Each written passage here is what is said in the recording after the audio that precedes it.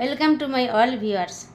আজকে আমি symbolic logic থেকে একটা শর্ট কোশ্চেন দিচ্ছি এবং এটা বুঝিয়ে দিচ্ছি। যদি তোমরা বুঝতে পারো তাহলে লাইক করবে।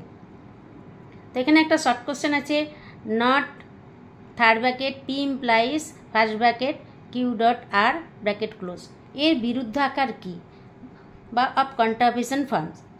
এখানে প্রথমে এটা নেগেশন তো আছেই, তো এর বিরুদ্ধে যদি আবার একটা আমাকে নেগেশন এখানে অ্যাড করতে হবে। তো পি ইমপ্লাইজ কিউ ডট আর,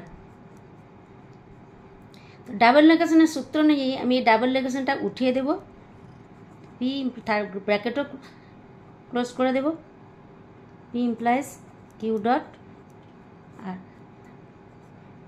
ডিএন। তো অ্যান্সার হচ্ছে এর বিরুদ্ধ আকার P implies Q dot R. Thank you. Good night.